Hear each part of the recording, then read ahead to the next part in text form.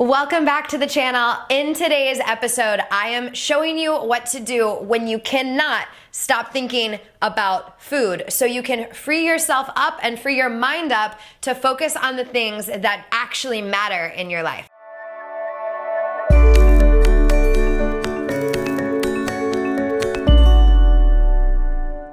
All right, so most people will tell you all these tricks and things to do and things to think about to stop thinking about food. But really, let's do a little exercise to test that method. So if I told you, hey, whatever you do, don't think about bread right now. Don't think about bread. When you go to the restaurant, don't eat the bread. Don't have the bread on your mind.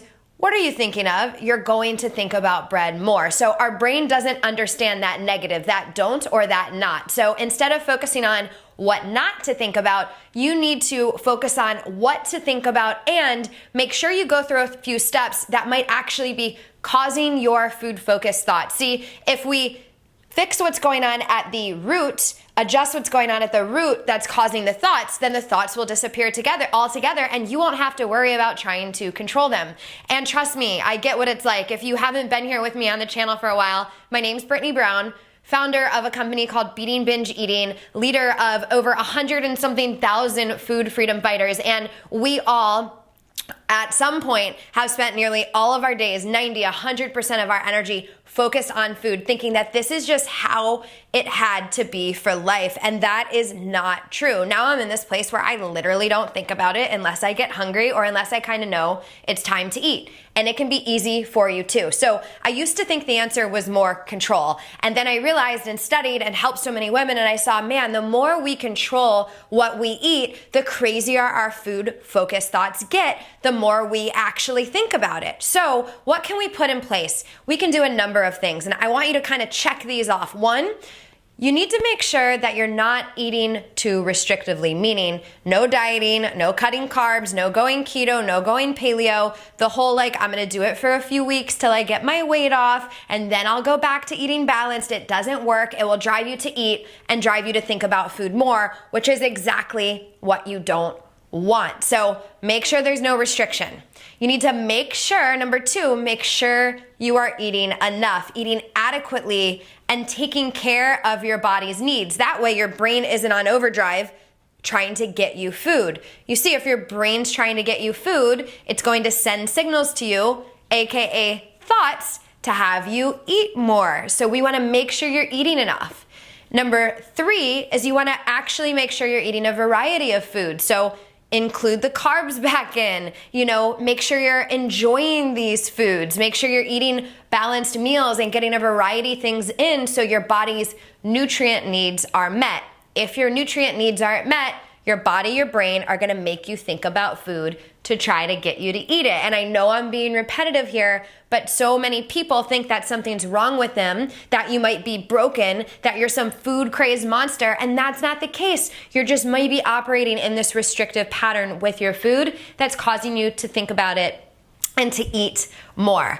And then next, you need to make sure you're eating things that leave you feeling satisfied. That warm belly, satisfied feeling where you leave a meal and you feel good. So screw you, Cosmopolitan magazine, for telling me to eat 5 almonds and an apple and pretending like that's a real meal. Any human on this planet does not truly feel satisfied from that. It might taste good, it might curb the hunger a little bit in the short term, but the long-term effects is thinking more about food, which is going to make you eat more, have more cravings, gain more weight, all of these things. So overall, you want to just make sure you're taking care of your needs, eating adequately, eating a variety of foods, and feeling satisfied. This will naturally shut down survival mechanisms in your brain and really just naturally take care of this whole food-focused thought thing on its own. That handles about 75% of your thinking about food. Now, the next piece is a little bit of the deeper work.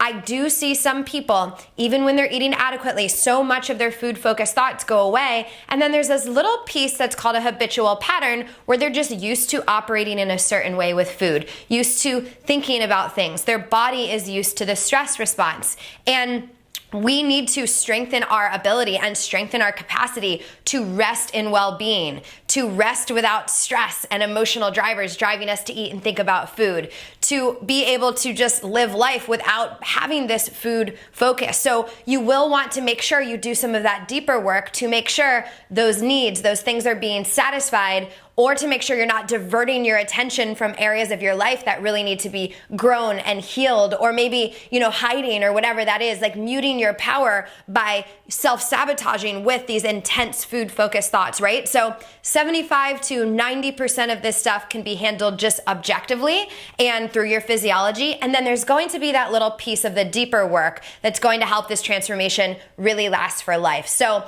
I hope this supported you.